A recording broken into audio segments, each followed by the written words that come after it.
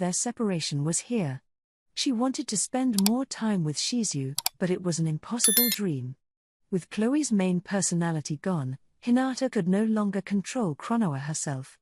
At this rate, the whole plan was in danger of falling apart, ruining all their hard work. Thus, Hinata followed history, left Shizu, and relied on Luminous. They never did find out who Chronoa was, in the end. Hinata was now in the Ark, and once she was settled in, another Hinata, one who knew nothing about any of this, would soon appear in the world.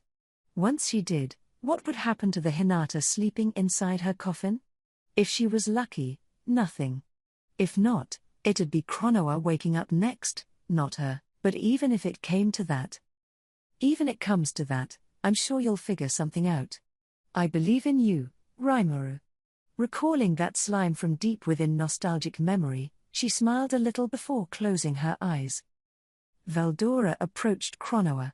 The whining commenced immediately afterward. Gerer. She cut me. Ah, Rimuru, she cut me. Yeah, I'm sure she did. If you try stopping a sword with bare hands, that's gonna happen. That ain't no normal sword, you know. It's God class. Way fancy. And even if you didn't have anything else available, your bare hands? Seriously? This dude really is weaker in human form. Given all his confidence, this was a real downer for me. Honestly, I kind of hoped Veldora could take care of Chronoa in my stead, but I suppose things were never gonna go that easily. How unsafe can you get? Couldn't you see the danger? Seeing Veldora in such embarrassing shape made me want to burst into tears. It was just too much to take. But, Rimuru, it is quite a bit sharper than the last time we fought. Heroes get to fight with the absolute severance skill, okay? Didn't you say she slashed you with that?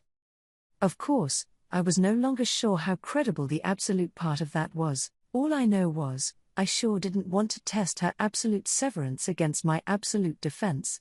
Why yes, but I am impervious to that anyway.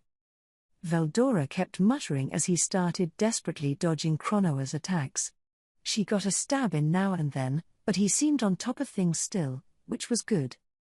In fact, I could get Veldora's point. What he was saying, basically, is whenever he got cut in their last battle, it didn't cause this much damage. But if you thought about it for a moment, it made perfect sense. It was just a matter of size. A sword could only slash across a given range, and even if you used a skill to expand it, I couldn't picture ever being able to cleave Veldora's gigantic body in two. But now he was in human form and trying to defend against a bladed weapon with his arms, for God's sake, so of course he was gonna get a scratch or two. I guess he was healing them as soon as he sustained them, but I'm sure that was consuming a lot more magicules than his dragon form. Maybe he got better fuel performance as a human, but against Chronoa, he no longer had an edge to speak of. His much ballyhooed Veldora-style death stance wasn't exactly saving him against a foe with a sword, either. But I wasn't panicking. This would be a good lesson for Veldora, so I decided to have him continue distracting Chronoa for me. I turned toward Leon. Under the protection of cherries, he was currently performing a summoning. Not that much time had passed, I imagined, but it felt like forever as he summoned a single rapier. Sorry to keep you. I can't do anything without a weapon. I want to have my flame pillar, my preferred weapon from my hero days. Another god-class blade? That's an ex-hero and current demon lord for you. He also had a shield, a so-called gold circle, equipped on his left hand, and that was legend class as well. Impressive, definitely, but I didn't think it would stop Chronoa's blade. Better than nothing, I'm sure he was thinking. Regardless, Leon had his equipment. Now we could step up and counterattack, but the moment I had that thought, Luminous was blown straight in my direction. For a moment, I feared she lost her fight, but she appeared unhurt. I guess that was just a performance. Then she looked at me for a moment, then slammed a thought communication into my mind. I have to tell you something, Chronoa is Chloe's alternate self. Hinata's soul might be sleeping in there, too, so whatever you do, do not kill her. What? The fact that she was sending a thought communication at all was weird, but what she said truly surprised me. Like, don't drop that bomb in the middle of this huge battle. I watched anxiously as Leon headed off to confront Cronoa. Luminous, meanwhile, trekked back toward Granville, all but leaving things in my hands. How was I going to deal with this? Cronoa was Chloe, and now that I looked, I could kinda see it on her face. I didn't know what that Hinata's soul stuff was about, though. But if it was true, what did that mean? Report: Cronoa and Chloe can be considered the same person. Meaning? In other words, the subject Chloe Orbert traveled through time and emerged in the past. It can be inferred that this Cronoa is the matured version of herself. Hang on. Was that even possible? I was sure Luminous could clear this up, but she was fighting for her life against Granville, and I doubted she could give a full answer. That thought communication was about the best she could provide right now. But traveling through time, like some sci-fi story? Or more like a one-way journey, if she didn't have control over it? Ugh. Why am I believing in all this? But Chloe really did disappear before my eyes. That was a fact. Understood. If that disappearance marks her jumping through time, it would explain why the phenomenon was unexplainable earlier. One cannot observe temporal intervention without the ability to intervene oneself. Sure. Maybe you understood the concept of time, but that didn't mean you could observe time itself, or really, maybe you don't have to understand it at all. If you just treated it as there, the whole thing started seeming a little more coherent. Maybe, when I tried to rescue young Chloe, I summoned something from the future. If something happened to Chloe in the future, and the spiritual body known as Cronoa wrecking things right now had taken a trip to the past. Affirmative. It is agreed that the chances of that are high. That explained why Ramirez had been in such a tizzy back then. I could sense an evil aura coming from Cronoa here, and if she felt it, too, no wonder she tried to stop it. But there was no point worrying over it. So if Chloe had jumped through time, what was her current status? What was going on right now? Report. It is impossible for multiples of the same soul to exist at the same point in space and time. It is believed that the resulting rejection sent one of the souls into the past. However, the arc, the spiritually powered barrier created by the subject Luminous Valentine, was created for the purpose of locking a soul inside, as a result. So chances are good that both Chloe's and Hinata's souls are sleeping inside Cronoa. If the power of the arc could outclass Chloe's time travel force, well, I had no choice but to believe in that right now. What next, then?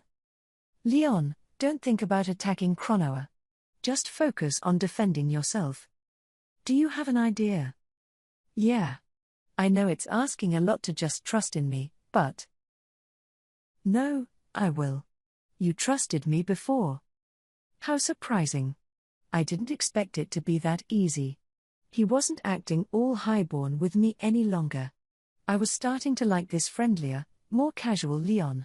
It came at the perfect time, and I appreciated it. I turned to Veldora to give an order. Veldora. On it. I didn't say anything yet, man. But whatever. No time to lecture him. On my signal, I want you to pin Cronoa down. This is going to be really dangerous, as I'm sure you can tell. I told you, Rimuru, I am on it.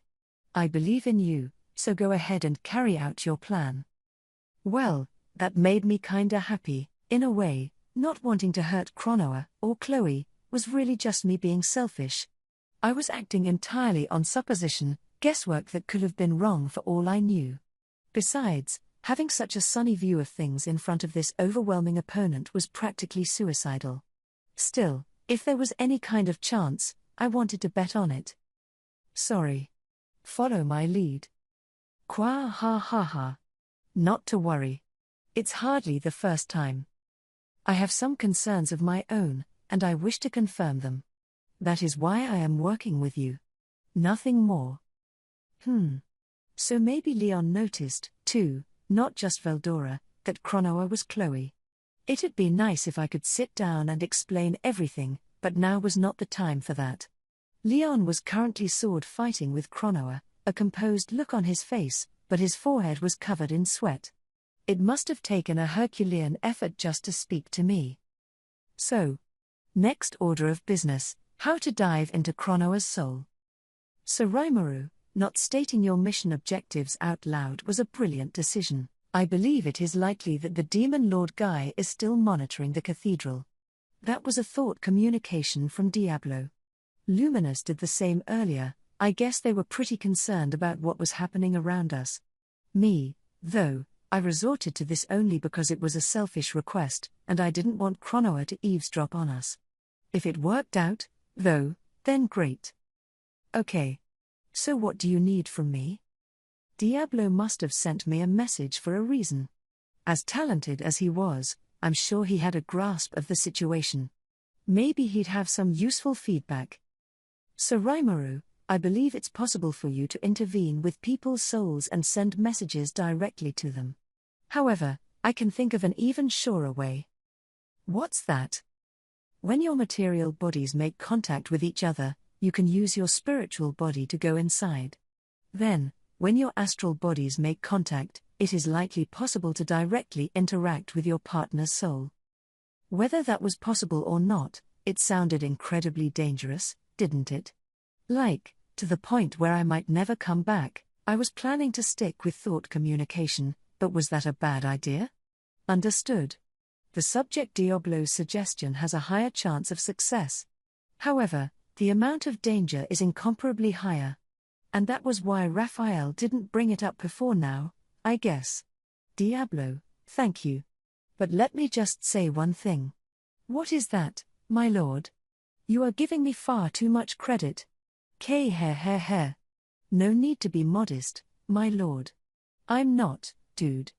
If I wanted to help Chloe and Hinata, I needed the option that gave me the best chances. Safety first was my motto, but only depending on the situation. I really needed to teach Diablo more about how I'm not all that great, in the end. I guess he met Guy, judging by that offhand comment he made, and I hoped he didn't say anything weird to him. If he started bragging about me like he usually did, that was bound to draw Guy's attention. Better warn Diablo against that, too.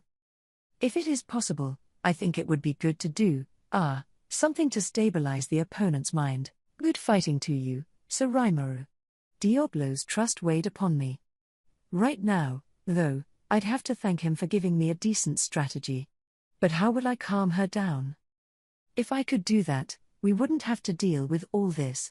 Was there some helpful item that'd do the trick? How about that mask, then, Sir Rimuru? The suggestion came from Cherries, currently devoted to supporting Leon.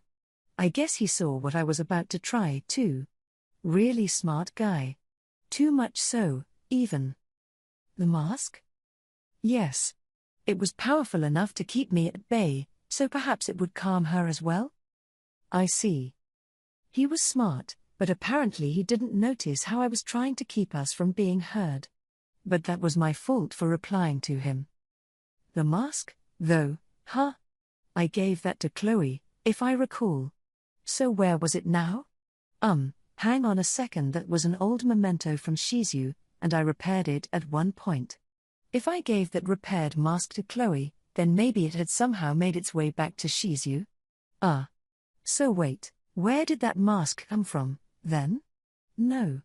I can't think about that right now. The big question is, can I replicate that mask? Understood. Create a copy of the Mask of Magic Resistance? Yes. No. That was a yes. And I had to hand it to Raphael. It made that copy without any problem, looking and functioning exactly like the real thing. Maybe this would help Cronoa chill out. I took out the mask, showing it to Cherries with a grin as I thanked him. Then I focused my mind on Cronoa. I had the basic outline of my plan set. Now I just had to psych myself up enough to execute it. Leon and Cronoa were still dueling, Cronoa pushing him around and Leon sticking to defense, and getting himself more and more wounded. Even someone with his strength had a hard time against that woman. He was bound to lose sooner or later, but that was only true if I did nothing. Now, Veldora. The moment I shouted it, I made a beeline for Cronoa, mask in hand. And then, just as I pushed it on her face, my consciousness was consumed by darkness. An explosive blast from Raziel, taken point blank, just blew Shion and Ranga through the wall and outside. Raziel calmly walked in their direction. Their opponents, waging a pitched battle up to this point, were bruised from head to toe. But Shion was still calm, her emotions unwavering as she faced up to Raziel like nothing was amiss. She looked dignified, not at all on the verge of collapse, perhaps an expression of her own personality. Behind her, Ranga was groggily coming to his feet, steeling himself anew. He didn't have Shion's ultra-speed regeneration, so the damage he took slowly accumulated over time. To his credit, though, he boasted a host of resistances, enough defense to cancel out your garden variety physical or spiritual attack. With Ultra Instinct, part of the King of Mage Wolves package Rimuru gifted him, he also had evasion skills that bordered on predicting the future. Getting beaten up in such a one-sided fashion would normally be unthinkable, especially when teaming up with Shion against a single foe, but one look at this scene, and it was obvious just how dangerous Raziel was. Shion took a step forward, covering for Ranga. Ranga, you can sit this one out. Don't be ridiculous, Shion. He is strong. If we work together, and this is the result, going it alone is hazardous. It's all right, Ranga. I think I'm grasping him a little now. I want you to stay there and build up your strength until I give the signal. With that, she readied her sword in front of her, not waiting for a response. It was a beautiful stance, her core oriented straight toward her foe. Impressive. None of the demons could trade blows like this with me. Raziel seemed astonished. But compliments from someone without a scratch on him did nothing but humiliate Shion. Silence. I'm gonna rip that cockiness out of you with my bare hands.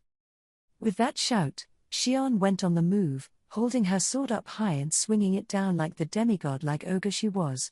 It seemed like a slapdash move at first glance, but it was performed with a flawless, flowing stroke. But Raziel didn't flinch. A sharp sound reverberated as the exoskeleton that protected him deflected the blow. As an insectoid, Raziel was covered from head to toe with armor harder than steel, giving him matchless strength without extra weapons or armor. Even all the magic Ranga lobbed at him harmlessly bounced off the surface. The exoskeleton generated some kind of special force field that nothing worked against. Parrying Shion's attack with his left arm, Raziel used his momentum to throw a punch powerful enough to crush rock. A regular human being would be torn limb from limb. Shion, before now, wouldn't have thought twice about taking the blow. In her mind, either she'd withstand it or die, one of the two. Now, though, Shion was more mature. Perhaps instructing others had in turn taught her how to keep an eye on the big picture. If she died here, it'd put her whole side at a disadvantage. Even if she couldn't win this, if she could stretch this out long enough, someone was certain to help her. She could believe that now, so instead of blindly seeking victory, Shion's focus had shifted more toward survival. She also had good reason to give Ranga some rest. If she forced him right now, he might be too tired to move later, so she resolved to bear the full brunt of this, while she was still able. Of course, that wasn't the only reason. Now to earn my victory and win Sir Rimuru's praise. On the inside, she was defiant enough to entertain the thought. Survival came first, but she wasn't giving up on victory, either. This growth on Shion's part had given her more mental leeway to work with. This leeway, in turn, was accelerating the blooming of her still untapped talents. Now, her whole way of fighting had changed. She was faithful to Hakuro's teachings, relying more on skill than brute force, and in battle with Raziel, she was polishing that even further. That explained the beautiful, traditional moves she exhibited now, like a master sword fighter, real technical skill, in addition to her irrational violence. The results. A shockwave of force shot out from Shion's sword as she hammered it down, leaping at Raziel. It was little more than a smoke screen to him, of course, but with that moment's distraction, Xian closed the distance between them. With a flowing movement, she unleashed her attack. Raziel parried it again, but he could feel his arms starting to go numb.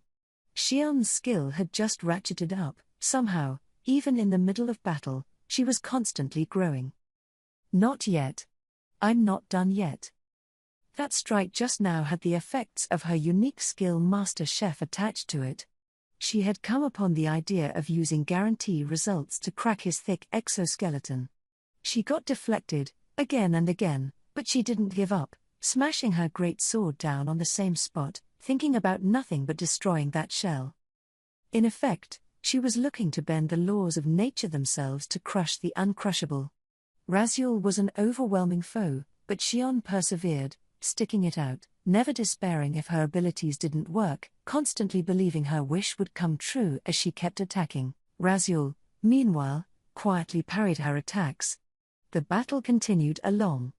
Raziel didn't panic, showing machine-like accuracy as he dealt with Xian. Xian, meanwhile, was exercising her full force, even deploying her Ogre Berserker skill to strike with power beyond her limits. But even with that, this seemed like little more than a preliminary trial to Raziel. The strength difference was just too much. Xian had to exhaust everything she had just to keep her head above water. Raziel's movements were like a gently flowing river, but suddenly, a mighty rain made that river overtop its banks. Thanks to constantly tapping her skills, Xian's spiritual force was at its limit. Should she lose her balance, the fallout would likely spell her defeat. And that wasn't all. With Ranga out of the battle, Raziel had a bead on every move Xian made. After carefully probing her, he concluded that there was nothing left her for to bring out. The next moment, Raziel's aura ballooned. With ferocious force, he began an all-out attack on Xian, using at least twice as much force as before as he rained a flurry of blows upon her. A moment ago, Raziel was a statue facing the torrent of Xian, now the opposite was true. Your strength is real. You may be proud of it. But you cannot beat me. At best, you could scratch my outer shell, perhaps. Give up and surrender at once. That was Raziel's final offer. But Xian was unaffected. He. Laughable. Did you think I was just raging here without any plan? My wish is to ascend to the loftiest peaks. If I cannot venture beyond them, not only will that impertinent Diablo chide me, but I won't be able to serve Sir Rimuru. What? Slow on the uptake, insect? I mean that I will overpower you. Xian's aura suddenly exploded out as she once again slashed at Raziel with everything she had. Sword crossed against arm, and this time, too, Xian's attack was deflected. However, Xian merely smiled. He. Just as I hoped for. Standing back up, she faced Raziel down once more. Ridiculous. Your attacks could never strike home. But Xian only snorted at him. Xian recalled her own shallowness. Power is a symbol of justice. As a monster, that was simple common sense, and the weak deserved nothing but to be exploited. Born as an ogress, Xian was in the upper classes of the forest of Jura. But at least one person worried for her, and that was her and Benimaru's teacher, Hakuro. Xian had thoroughly tempered her body, which gave her a measure of maturity, but she still didn't really understand the concept. She didn't ridicule Rimuru's decree that monsters weren't allowed to look down on other species, but part of her mind simply thought it didn't apply to her. The weak are doomed to die, that was the natural order of things. When she herself died, that was when Xian realized she had it wrong. One didn't fear being killed because they were afraid of death, they were afraid they'd be gone without being able to help anyone else. And when Rimuru rescued her, the sense of relief she felt, this realization that she wasn't forsaken, as if she had two parents protecting her, filled her heart to the brim. After their battle against the Crusaders as well, Rimuru lectured her, and she changed again. Back then, she couldn't make herself all that angry against the humans she thought were her hated enemies. She questioned that, but Rimuru's words cleared away her doubts. Not all of humanity was evil, there were bad guys but also good guys. It was her job to judge them properly. A person's value lies in the way they live. Strength, or weakness, didn't mean anything. Someone who seemed useless now could someday awaken to their talents in one field or another. It was up to each person, and not someone else, to decide their own value. Rimuru was trying to say that, and Shion understood, and when she did, she realized just how foolish it was to envy others. Comparing herself to Diablo, Shion knew she was inferior. In her mind, she feared that Rimuru might abandon her entirely. But she was wrong. Realizing that Rimuru would never forget her made all those worries go away, and in recent days, the ugly emotions that used to dominate her heart had disappeared. There was no need to envy others, all you have to do is surpass them. Shion turned those senses toward herself. Instead of seeing people as her rivals, she began to find meaning in surmounting her own limits. That way, she believed, she could always grow and mature, and even if it was slow going, with her long lifespan, she could reach dimensions that those with more fleeting lives could never see. Once Shion started thinking that way, all her anxieties vanished, and that change of heart encouraged her growth.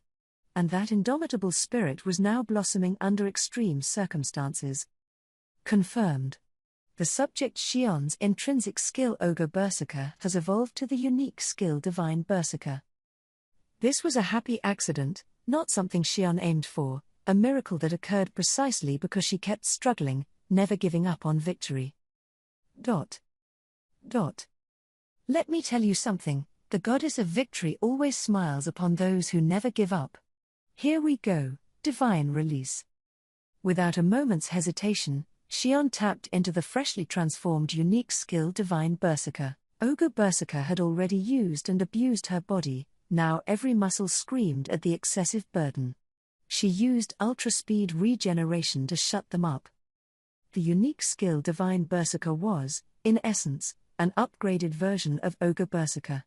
It wasn't a true Berserker-type move, abandoning all reason and going into a murderous rage. Instead, it simply boosted the user's stamina and spiritual force. Like Benimaru's magic burn, it was a bodily enhancement that granted her the essential force of a spiritual life form. But it was no panacea. It had one major disadvantage. In Shion's current state, her physical strength would be loaded on top of her spiritual body, but it consumed magicules at such a fast rate that she'd be running on empty in short order. Thus, the moment she triggered Divine Berserker, she was already nearing her physical limits. Shion was in this to win it, she had to settle everything with the next strike. What is that power? It's coming for me. Under the influence of Divine Berserker, an eye-watering mystical force flowed out of every pore of Shion's body. At the same time, it honed every one of her senses, letting her feel just how much power was surging within. Now, Ranga. Yes. Shion lifted Gariki Maru version 2 high with both hands. A blast of dark lightning charged up by Ranga descended upon it. He had waited for the right moment to unleash it, and it was the most powerful force he was capable of right now. Ranga believed in Shion, even if that lightning damaged her, if that was her will, he wouldn't hesitate to act. You impudent. My shell. Shion had no time for Raziel's words. Chaotic fate. Her will now had the power to alter the results of every type of natural phenomenon. She threw all of it into her lightning-infused sword, thrusting it downward from on high. Raziel's exoskeleton had blocked every attack from Shion. On his left arm, there was but a single scratch. However, that was all Shion needed. If something had worked before, even a little, she could utilize optimal action on it. Combining that with guarantee results to guide her hand was the true worth of her Master Chef unique skill. With a flash, the broken blade flew into the air. Shion's sword had finally been smashed into 2 pieces. But it was Raziel who fell.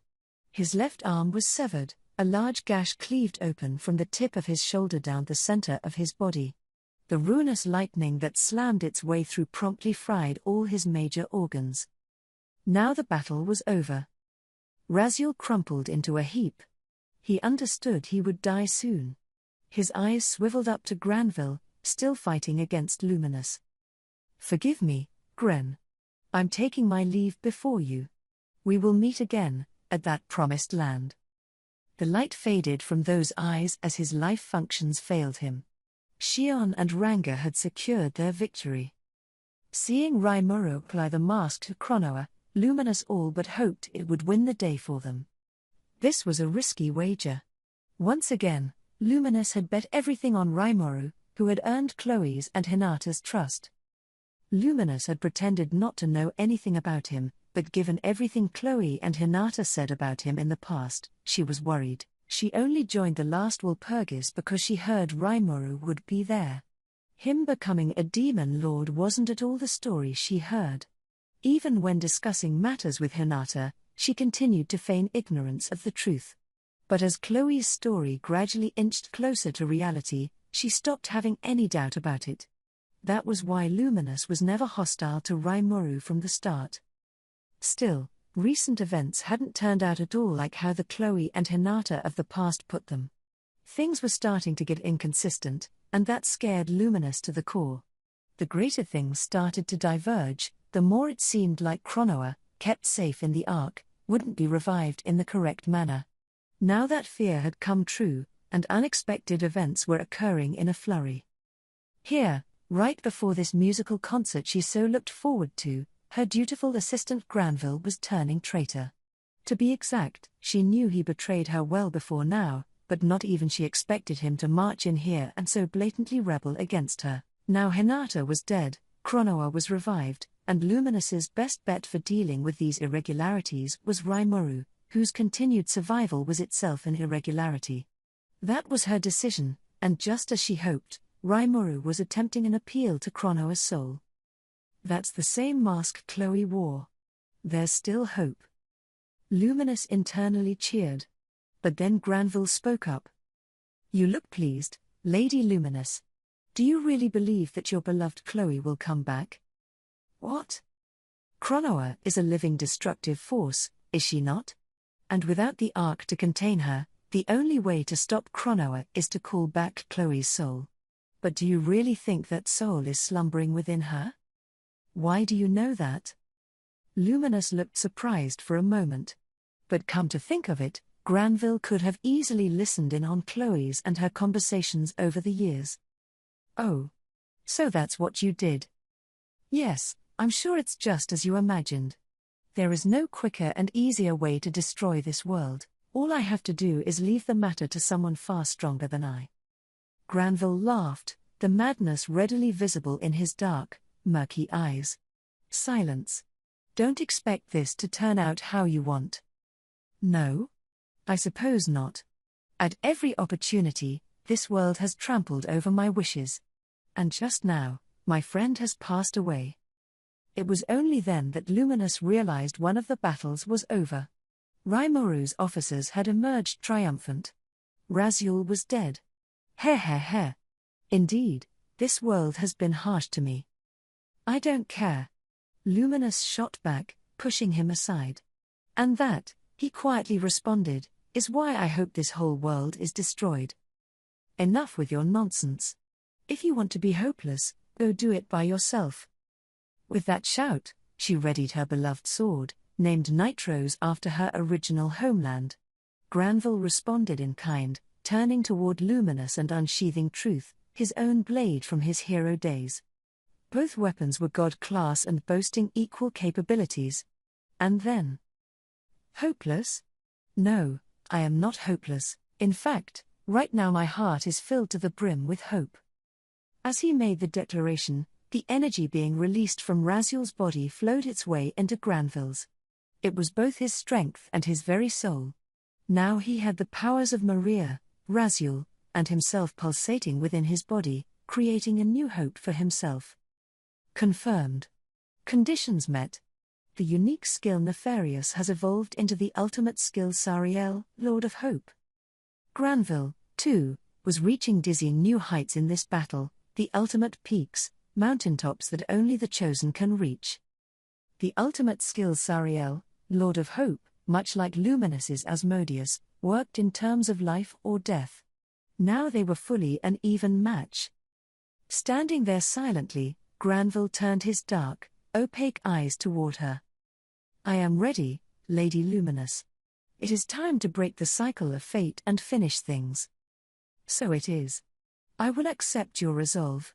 And worry not, I promise that I will kill you. They faced each other. It was a battle between two people awoken to ultimate skills, but it ended in an instant. There was a single flash of crimson red, as Luminous's nitros danced in the air. With a gloomy blue streak of flames, Granville's truth blade took the blow. Requiem for the dead. Fortitude. It was a head-on clash between Asmodeus and Sariel. Under matching conditions, whichever side had the stouter will would emerge victorious. Granville, the nefarious hero, thus had no reason to lose, and yet, it was Luminous now standing. After putting the mask on Cronoa, I focused my consciousness and began diving into her spiritual realm. Not that I myself was doing this, of course, Raphael was handling all the controls for me. I was expecting complete darkness, but it was actually pretty bright. There weren't any light sources around. I was sure this was just an imaginary landscape. So I jiggled along, trying to mentally move myself forward, when I realized someone was walking alongside me. Hey there, slime. It's been far too long. Or no, wait, it's Satoru, isn't it? It was Shizu. She was a nostalgic sight, but I felt a little embarrassed. Oh, stop, I said, trying to joke about it. My name's fully Rimuru these days. I'm not abandoning my past, but it's just awkward whenever I'm called that. It's not that I wanted her to call me Rimuru. Absolutely not. No way. Still, though, having this imaginary landscape was kind of convenient. If you felt lonely, you could even have dead people drop in for a visit. Shizu didn't have a mask on. Her face was visible, all of her burns gone, and it made me realize all over again how pretty she was.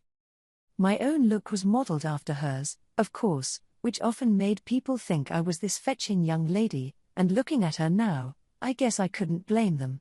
As a former dude, I was still sorting my feelings out about it, but having her here reassured me. I began to advance faster. She followed me, smiling. Facing us up ahead was another pretty young girl. This was Cronoa, her eyes filled with hatred. She looked incredibly scary, like she was about to destroy the world. First, I thought, we're gonna have to talk this out. Hoping she was willing to listen, I opened my mouth, but before I could. Are you Rimuru? It's really you? Well, that was unexpected. I was anticipating more of a, hostile kind of thing. Yep. The very one. I nodded, and then Cronoa embraced me, a young, ravishing woman hugging a slime. Yes, I was digging this, thanks for asking. Shizu giggled a bit as she watched. You really worked hard, she said as she patted Cronoa on the head. I wanted to see you too, hero. Was it really all right for this encounter to be so, heartwarming? I could still feel intense warfare going on outside, but right now, this was making me feel all warm and fuzzy. So you're Cronoa? Looking at her, I was starting to think Cronoa was just Chloe grown up. They really did look alike. Yes. My name is Cronoa, an embodiment of corruption, shut inside Chloe. At the same time, I'm kind of her alternate self. If Hinata didn't name me, though, I don't think I would have had sentience like this. Oh. I see.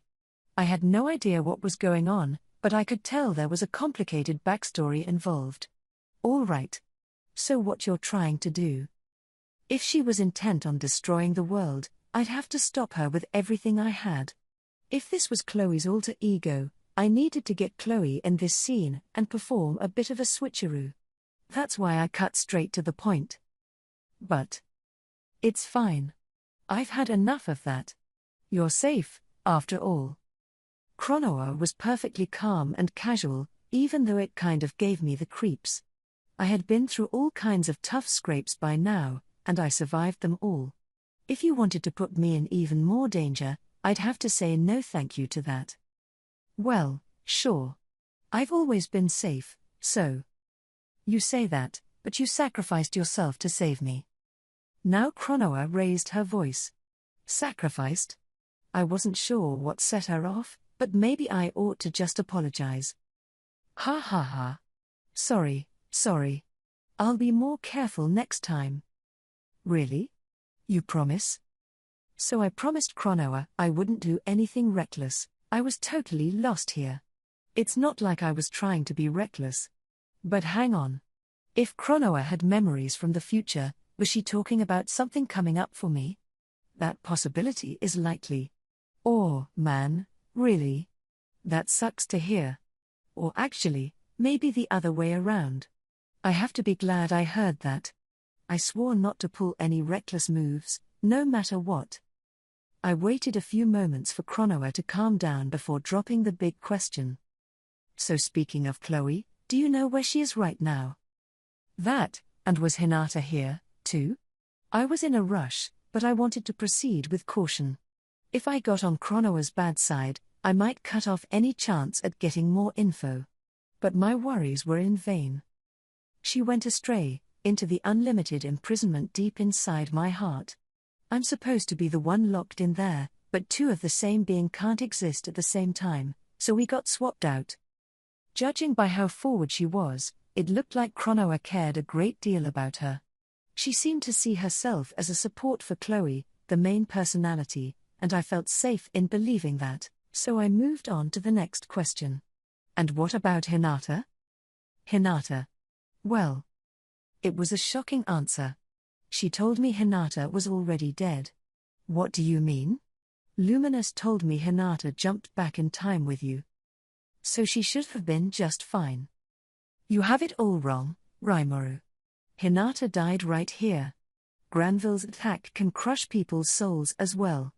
That's why Chloe absorbed Hinata's soul and jumped back into the past, but Hinata couldn't withstand the time leap. Huh? No, but... I mean, Luminous and Hinata had conversations. Loads of them. And besides... Wasn't it Hinata who named you, Cronoa? Yeah. So in that case... Hinata's consciousness alone was stored in her unique skill, the remains of her soul. That's why I could never take in her measurer. If I did, her sense of self would completely vanish. The sadness behind her words showed me she was telling the truth. But hang on. Hinata's consciousness stayed here because her skill was rooted in her soul. If you planted this skill back in Hinata's body, wouldn't that revive her? I understand what you mean, Rimuru. I, or Chloe, thought the same thing. But it just won't work. Like I told you, the remains of Hinata's soul are locked in the unlimited imprisonment, too. Everything in there is chaotically mixed together. I was born from that, so I hate to say this, but Hinata's measurer is probably already integrated with everything else. If you had a will and energy along the lines of Veldora, that'd be one thing. But while Hinata was a saint, she was still human, and as Cronoa saw it, the unlimited imprisonment was too much to withstand. We had Hinata's physical body right here. If the soul was safe, we could revive her. And yet... No, it's all right. Hinata's a really strong woman, so I'm sure she hasn't vanished yet. So let's call for her together, okay? My spirits fell as Cronoa grieved for her. It was Shizu who tried to assuage us with a calm smile. My anxieties were now gone. We could grieve after we saw the results. Yeah. You're right. Cronoa, I want to rescue Chloe and Hinata from the unlimited imprisonment, but is there a way we can do that? Well, I'm calmer now, so I think I can pick up on the other Chloe's presence, but it's gonna be hard to unlock the unlimited imprisonment. If we do that, I'm pretty sure that we'll destroy our body. When I asked what she meant, she explained that the unlimited imprisonment held all of their vast amounts of energy. I had forgotten that it was Cronoa here controlling the younger Chloe's powers. If we released a quantity of energy on the level of Veldora's, we'd probably vaporize Chloe's body, and right now, we had no way of verifying whether Hinata's heart was still there or not. We'll just have to trust in Shizu's confidence for now.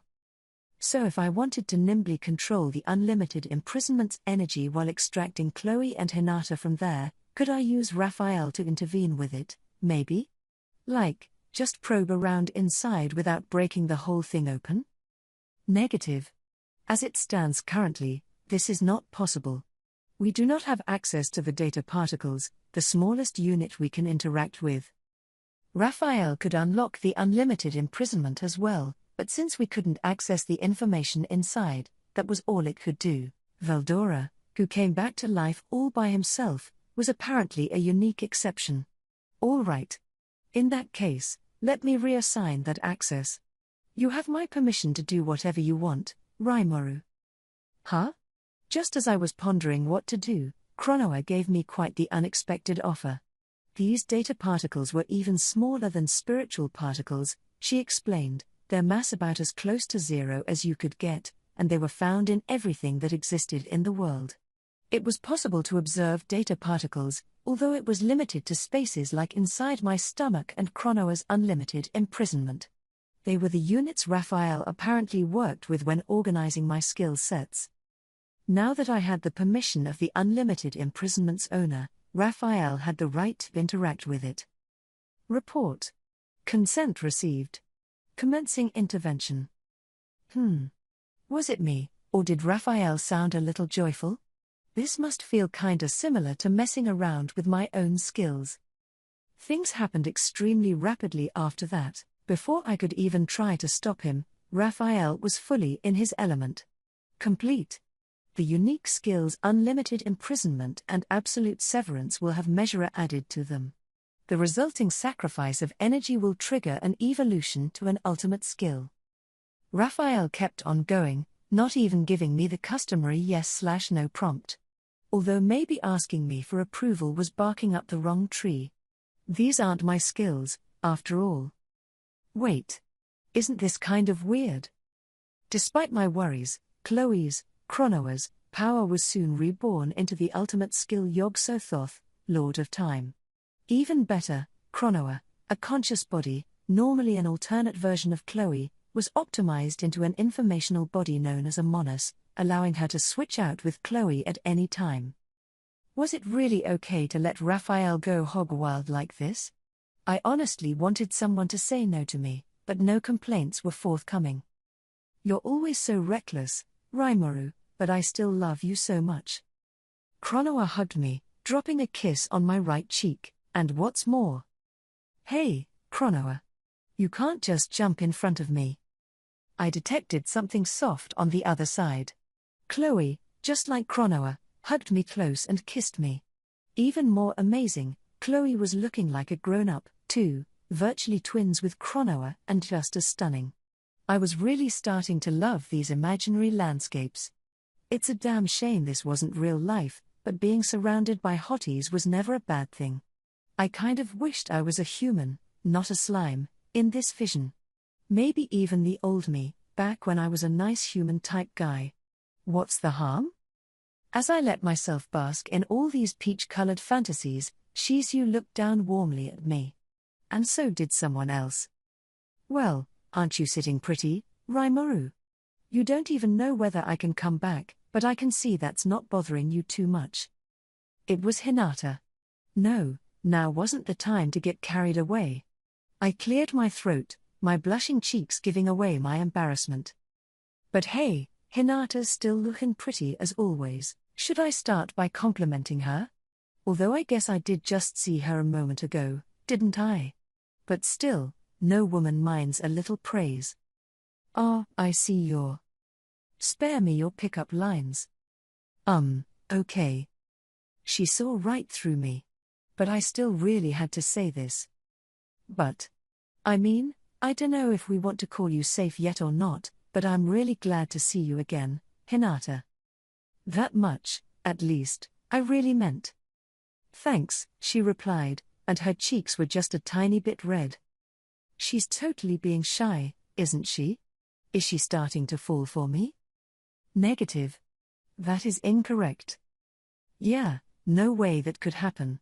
Besides, she was already ignoring me and celebrating her reunion with Shizu. She had dropped the attitude now, her eyes tearing up a bit. I'm sorry, Shizu. I didn't want to cause trouble for you. I know, Hinata. And I'm sorry I never noticed at the time. Also, thanks. You were the hero who rescued me from Leon's castle, weren't you? That's right. Seeing them embrace, I was about to cry myself. You really are a strong girl, Hinata, Shizu earnestly stated. I think it was Measurer, the unique skill you created, that allowed you to keep it together in there. She might be right, yeah. Hinata certainly hadn't changed at all. I lost one of my other powers, though. Hee. Well, that just means you don't need it any longer. You simply need to keep growing, all right? And face up to yourself. But can I really be resurrected? You're fine. You believe in it, too, don't you? Well, kind of. Shizu and Hinata turned their eyes to me. How long are you gonna keep doing that? It took Hinata saying that to make me realize Chloe and Chronoa were still hugging me tight. I wanna hug Rimuru more. That's right, Hinata. It's been 2,000 years, so just a little longer. The way she phrased it could lead to all sorts of misunderstandings, I thought. I mean, I wasn't doing anything. These twin Chloes were just being buried in my slime body. You'll have all the time in the world later, all right? Because I really need to get going, and we need to revive Hinata soon. With a smile, Shizu shooed the Chloes away from me. Where are you going? You should know, shouldn't you, Rimuru? I'm just an illusion you're displaying here. Well, no, this was an imaginary landscape, so. No dream goes on forever, you have to wake up sooner or later. I'm glad I got to see all of you. It looks like Kenya and everyone are in good shape, and when you punched Leon, Rimuru, that perked me up a little. I guess we had some misunderstandings, but now that I know that, I think I'm starting to like this world a little. So I don't have any regrets now. I feel happy. Chloe and Hinata tried to stop Shizu, but she just smiled at them contentedly. They watched her, taking in what she was trying to say, and then they nodded back. Take care of Hinata for me, Rimuru. You can do it, right, Rimuru? You better. These three were really laying on the pressure. I couldn't stop sweating. Thinking about if I messed this up, no, that's not right. No getting weak in the knees, it's not my style to give up before even trying. I'm more concerned about Hinata than myself, so I couldn't lose my confident attitude. You got it, I declared. I'm gonna help you right now, Hinata. Words can become strength. Firming up my resolve to make this work, I left this landscape.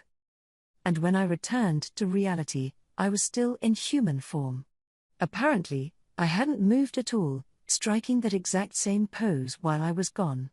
I stretched and refocused myself. The last thing I saw in that space was Shizu smiling as she faded away. If I wanted to live up to that smile, I needed to make one more effort. Aha! You are safe, Rimuru. How'd it go? Chronoa stopped fighting and fell to the ground. I'll explain later. Can you guys stay on alert and make sure no intruders come in?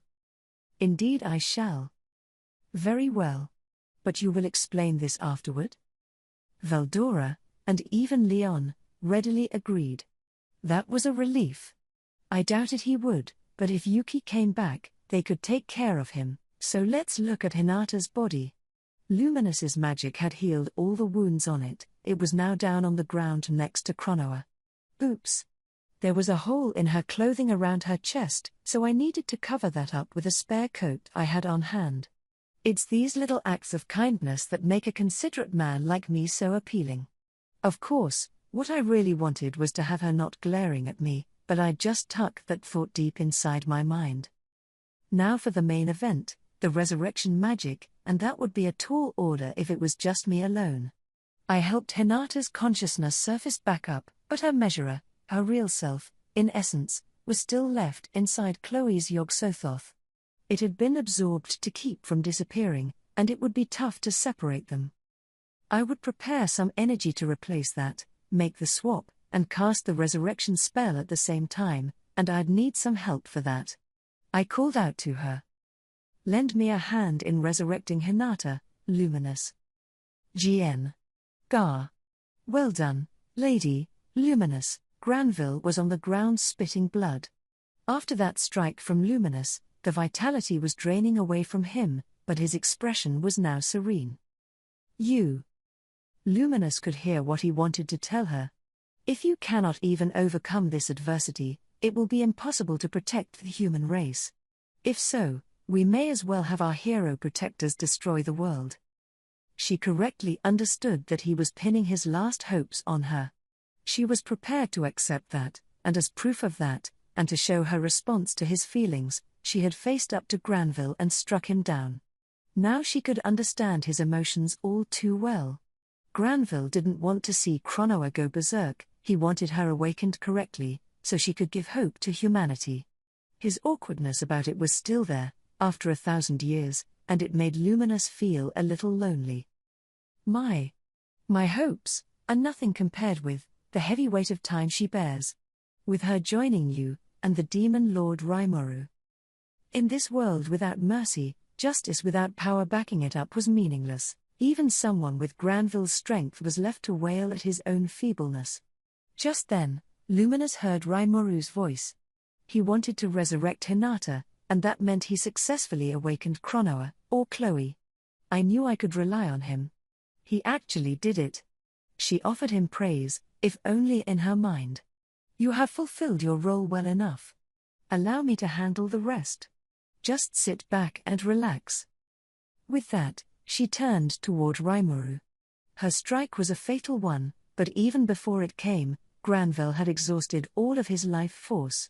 He was well past his natural lifespan, and not even Luminous could lengthen it any further. That wouldn't be the case if he were turned into a monster, but Luminous knew well that he didn't wish for that. Before you go, one more thing, Lady Luminous. What? I want to give my hopes to her. Luminous hesitated for a moment. She wasn't sure whether to allow it. There was always the danger of Granville trying something. But she decided to hear him out. That was her softer side, and her more generous one. All right. Bliss. Taking the hand Luminous offered, Granville shed tears of gratitude. Even as he did, his body began to glow and turn into tiny balls of light before dissipating. Sleep well. As if guided by Luminous's voice, the former hero who fought for years upon years was released from fate and scattered across the world. Right. Here I am. The pompous words could only have come from Luminous. She had just waged an epic battle, and there wasn't a single tear in her clothing. She must have won big, which made sense to me, but I really wished she could have come sooner. What? Is there a problem? No, nothing. I couldn't will myself to yell at her about it. It must be my classically Japanese don't rock the boat attitude coming to the surface. But enough about that. Let's go save Hinata. I'm going to intervene in Chloe's unlimited imprisonment, so I want you to retrieve Hinata's soul while I do. If there's not enough energy, don't worry about that, I'll handle it. I appreciated that. Luminous really is a talented lady. So we got right to work. I held my hand aloft over Cronoa's inert body, pointing out the location of Hinata's soul to Luminous. With a skillful touch, she immediately began performing some kind of action on her, magic or a skill, probably the latter. Rebirth. She set off her power. And since I was next to her, I realized, her skills were far, far above mine, at a level as high as the sky. I could never imitate that. Analyze and assess failed. The skill is equivalent to an ultimate skill. Yeah, I thought so. I mean, with Luminous, that's par for the course. It's why I felt safe letting her handle this. Cronoa's and Hinata's lifeless bodies were before us. The pieces of Hinata that had assimilated with Chloe's soul were gathered together in the form of Measurer, her unique skill. Luminous used her powers to reach the soul I disassembled from that mass for her. Carefully picking it up, she injected a concentrated measure of energy to replace it. This was far more energy than what we were taking out, but it was probably necessary. As I watched, she then put her hand above Hinata's body as she returned her soul to it. Immediately, the shine returned to her hair, her cheeks reddening as her heart began to beat anew. Then Hinata opened her eyes, her throat a little raspy but otherwise in good health. We did it. Hinata was revived. And with the foreign matter removed from her body, Chronoa was also back in normal shape. She was beautiful before, but now Chloe's soul seemed to have a divine aura. I hardly believed it was human. She opened her eyes. So will we have Chloe here or Chronoa? Rimuru. That sounded like Chloe. She used to call me Mr. Tempest, but I guess I was more than just her teacher now. Otherwise, it was the Chloe I always knew. I smiled softly at this. She was no child any longer, looking very womanly, but wait a minute. She didn't feel exactly right to me, and then I realized, whoa, she was back to being a kid. Actually, she had on a black outfit that matched her size perfectly, probably the Holy Spirit armor at work. That's a relief, at least. Between you and me, I was a little disappointed, but let's just file that way back in my mind. Besides, to the outside observer, this was me embracing a little girl. Under different circumstances, that could easily have been a felony, and Hinata's glare was painfully boring down on me. Even Leon looked pretty peeved. What are you doing, Rimuru? I'd like to know, too. In detail. Come on, Leon, calm down. And Hinata, if you keep grimacing at me like that, you're gonna get crow's feet, you know. Of course, it'd be suicidal to tell her that, but still. I mean, how come, after reviving Hinata and stabilizing Chronoa, was I still not safe from mortal danger? I just have to say, this is absurdly unfair. Guys, chill out. I'm tired, and we can't hang out here all day. Why don't we regroup elsewhere in a little while and sort things out? Everyone agreed to that, so the battle was over. The only things filling the air right now were beautiful melodies. Shockingly enough, Batten and everyone in the orchestra had continued practicing through the entire protracted war. Talk about insane willpower. I praised them profusely, of course, before ordering them to take 5. That, and I noticed something else. Huh? Is it me, or is Chloe striking more of a presence now? Just your imagination. No, Rimuru is right. No doubt about it. Silence. I didn't ask for a lizard's opinion. Veldora and I both jumped in our seats. Can you blame us? Luminous, who seemed pretty serene up to now, just lashed out without warning. I figured we could leave the conversation at that, but one man didn't get the message. Not Veldora, he was often oblivious to this kind of thing, but even he was starting to wise up lately. We exchanged nods after he picked up on Luminous's rage. No, Rimuru and Sir Veldora are certainly right. At first glance, she appears to be merely a ravishing young woman, but her core essence, if you will. It's an improvement over Chloe, isn't it? This was the Demon Lord Leon himself speaking. He always acted so cool-headed, but I guess he had a to-the-point personality. And really, he paid way too much attention to Chloe. He was stuck to her like glue, in fact, not even trying to pry himself away. Between that and calling her ravishing, he wasn't even trying to hide how much he was spoiling her. Leon, you're being just as overly clingy as you used to be. Don't I always tell you that you'll never find a girlfriend that way? Chloe, for her part, was merciless with him. I have to say, Leon did a hell of a lot for her sake, but I'll refrain from commenting further. It's a little painful to think about. Though really, despite his cool demeanor and good looks, Leon's kind of an unfortunate case, isn't he? Ramirez called him a crybaby, and now I was thinking about being a little nicer to him. After admonishing Leon, Chloe looked around the chamber. Well, looks like everything worked out okay, so I wanted to let you all know, I feel like I've truly awakened as a hero now. Looks like the egg inside me, along with the one Hinata had been keeping warm, sort of combined into one. Don't tell anybody, okay? She smiled a little. I was surprised, and then I remembered something important. Chloe. That's far too delicate a topic to. We had to watch our mouths, Guy may be keeping an eye on us, after all. So I hurriedly tried to deflect the conversation, but I didn't need to worry. Oh, it's all right. I don't think anyone's looking at us. Chloe declared us to be safe. And at this point, Chloe wasn't the little girl she seemed to be. All children grow up over time, leaving their parents' protection and setting off on their own. I was happy to see her mature, although it made me feel a tad lonesome. Then I suddenly realized just what we were witnessing. This was the birth of Chloe Orbert, the true hero, wasn't it? Hinata and Chloe hadn't completely separated. The hero's egg that Hinata had begun nurturing at some point was still left inside Chloe. Now she was one woman with two eggs, an impossible miracle that led to a hero like none other awakening. Or maybe not, this wasn't a miracle, some surprise that occurred out of nowhere. With Chloe's unbending will, it was only natural that she made this happen. Despite the infinite, repeating cycles of death and birth, Chloe had overcome them all and still maintained her straight-minded, innocent pureness. That sheer will, powerful enough to push aside all hopelessness, was what engineered this miracle. Only then did I see, from the bottom of my heart, just how great she was. I had to speak up. You really worked hard for this. I could learn a thing or two from you. From now on, I swear that I'll never give up, no matter what.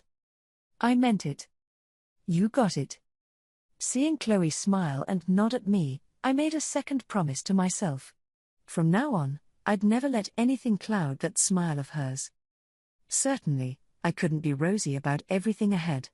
I knew that some force out there wanted me dead, and I naturally had to consider my response. Right? Affirmative. You must take every possible precaution.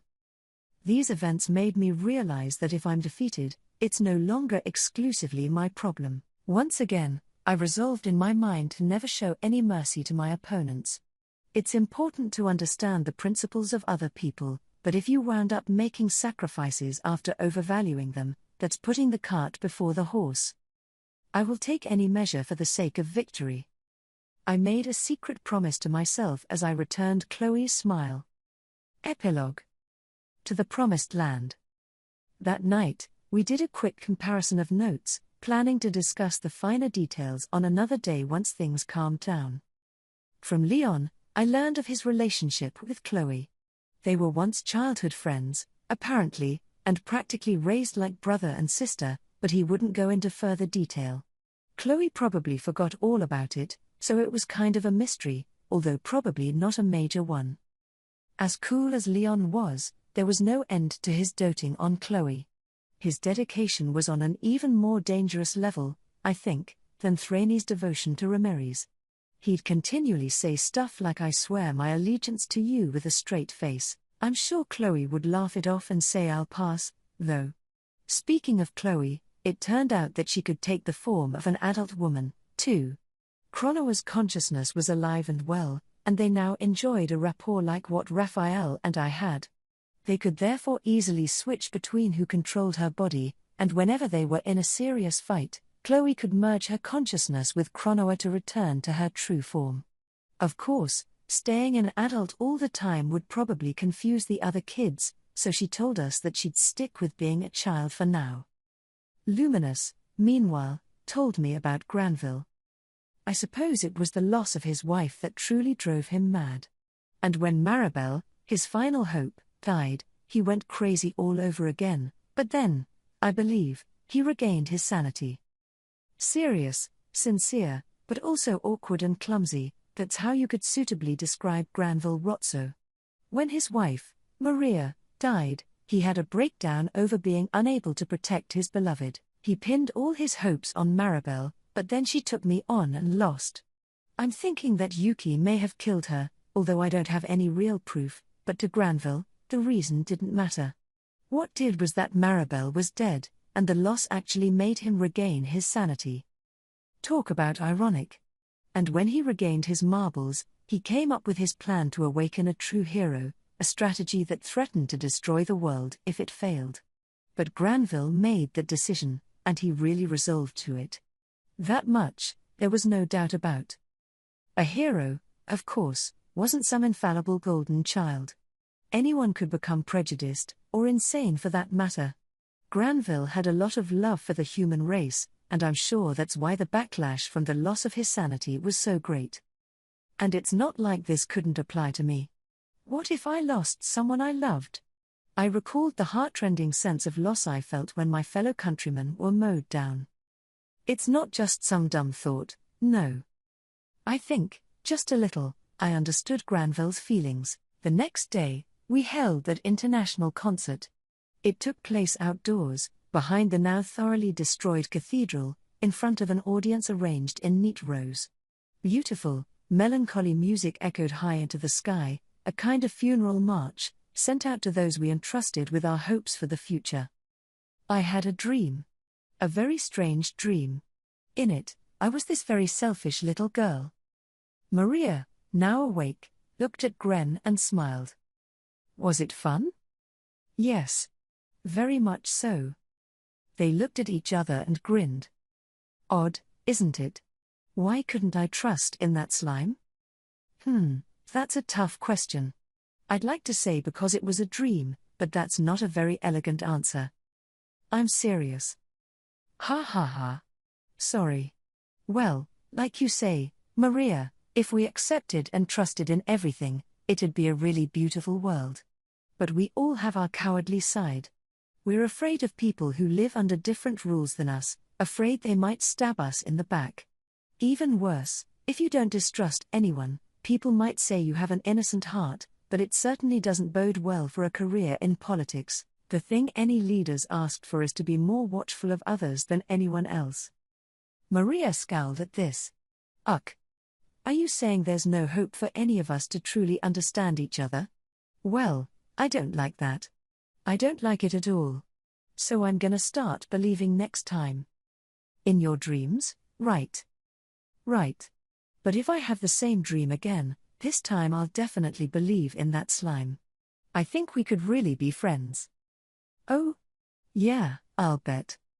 Gren gently nodded at Maria's words. So, Gren, what kind of dream did you have? Me? Well, Gren had a very long, and very sad, dream. But right at the end, he saw the light of hope.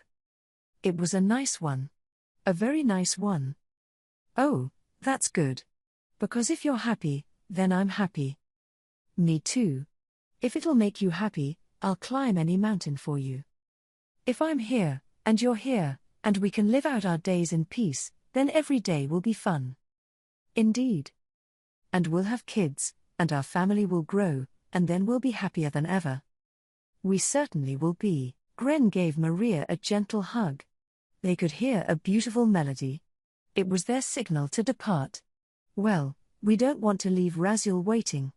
Want to get going? All right. Did you forget anything?